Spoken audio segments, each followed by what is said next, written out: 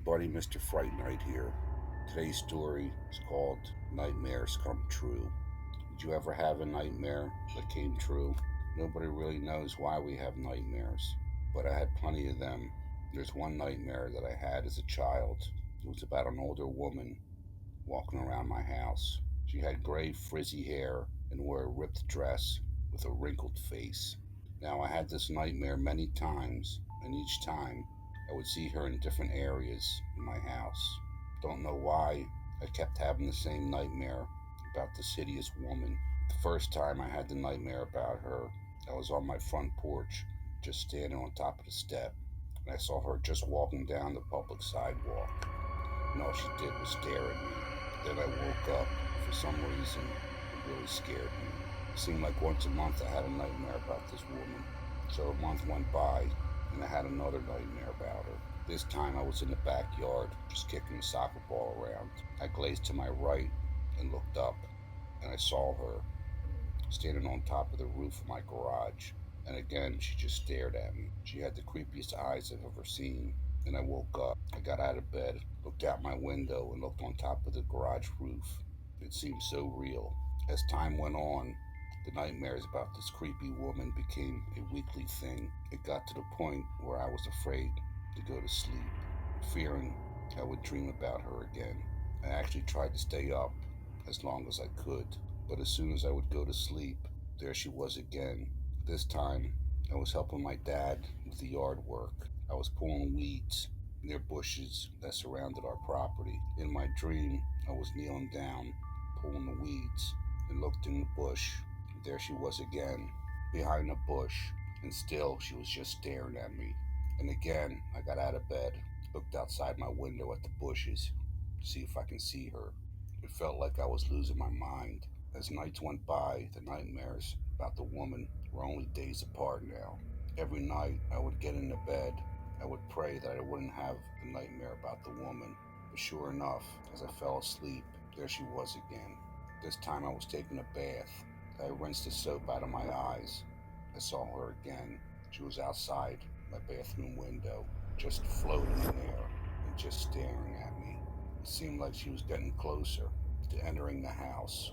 I tried to talk to her and ask her what she wanted, but again, the only thing she did was just stare. 2 nights later, as I fell asleep, she showed up again. This time I was getting a drink of water in the kitchen. As I turned on the light, I saw her again, just standing in a far corner, still just staring at me and not saying anything. I screamed out, "What do you want from me?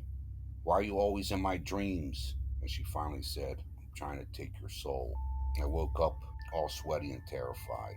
I tried everything to get her out of my dreams, but nothing worked. Then the very next night, I had a feeling that the woman would show up again.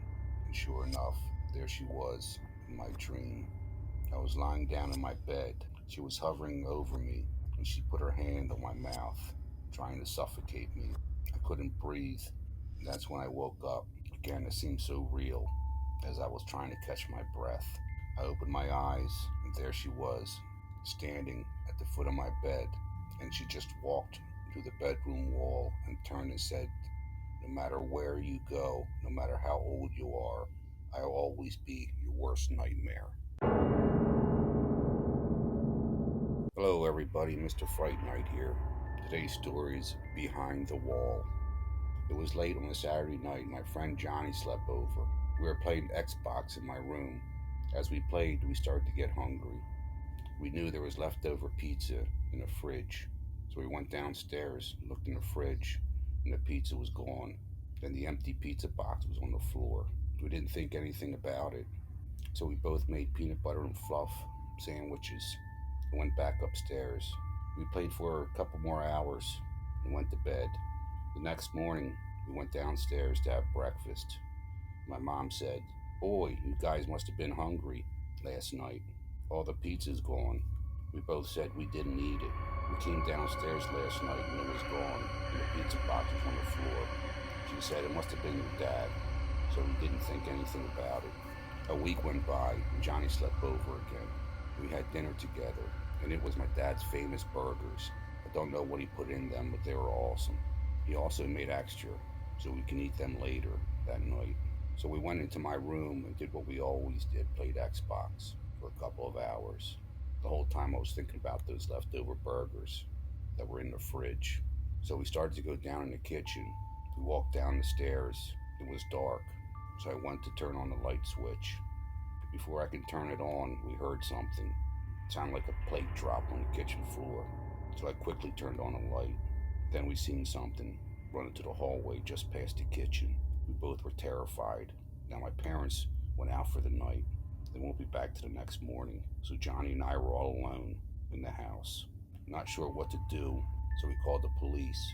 Now they came over, went into the house and searched, but didn't find anything. So then they left. Now Johnny and I knew we seen something, so we decided to stay downstairs and shut all the lights out. We hid behind the couch. We weren't there very long. Suddenly we heard a knocking sound coming from the inside of the kitchen wall. By this time we were really terrified. We ran upstairs, ran into my room and locked the door. As we entered, we heard the knocking again. This time was coming from inside the wall of my room. We sat there quietly and heard it again. I slowly got down and looked into the heat vent. As I looked in, there was a pair of piercing eyes looking back at me. We quickly unlocked the door and ran out of the room, down the stairs, and ran out of the house. There were nearby bushes that we hid in. We both were so scared we couldn't hardly move. At the same time, we looked in the kitchen window, and there he was, a tall, skinny man eating my dad's burgers. After he ate, he just walked through the wall and disappeared.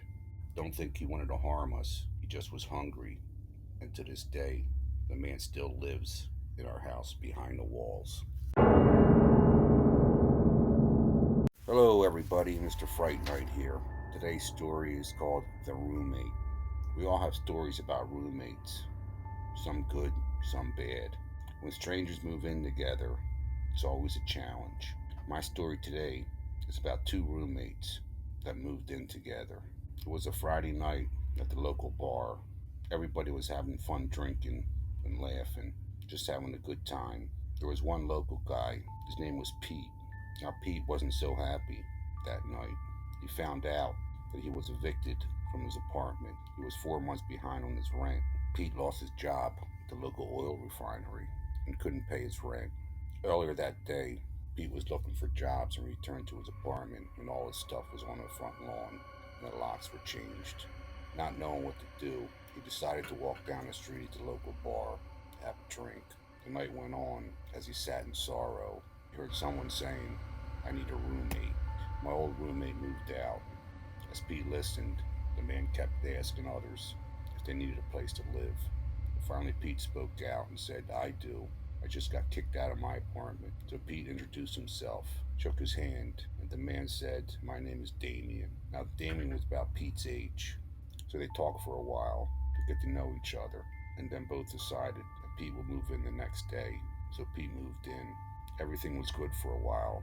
They both got along and had a lot in common.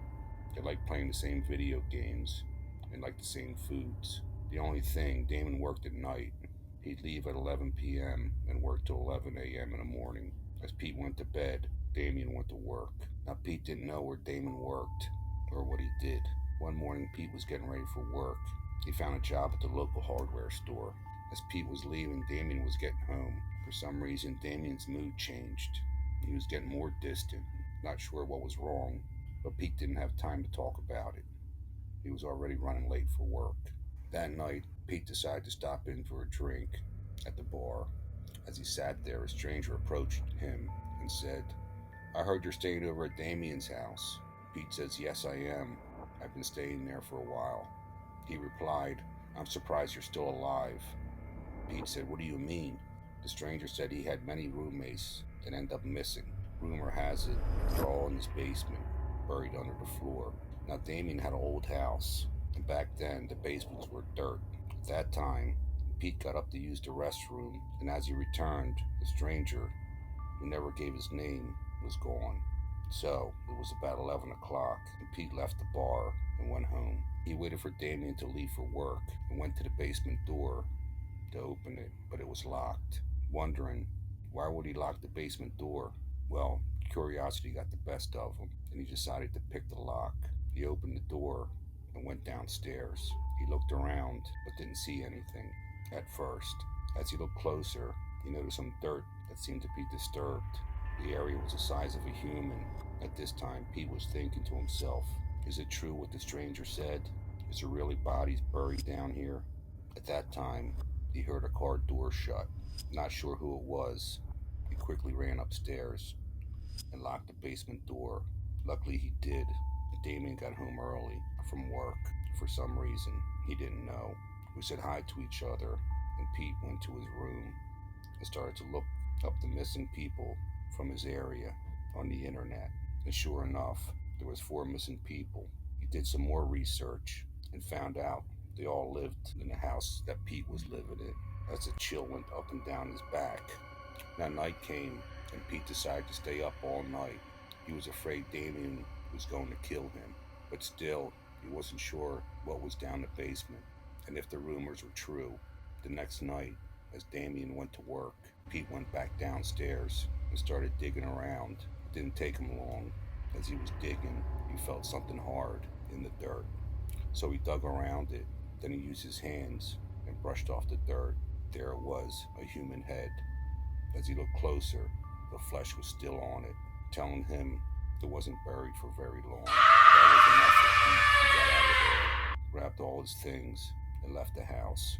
He went straight to the police station and told them of what he found. But at this time, they couldn't do anything about it. The police told Pete they needed a search warrant to go inside the house, and it would take a couple of days. By this time, Pete was in a panic, still not believing what he saw, and not having anywhere to go. He decided to go back to the house. Now Damien was home. Now I slowly walked up to the house and looked in the basement, and there he was, digging another hole. Again, it was the size of a human body, wondering if that hole was meant for me.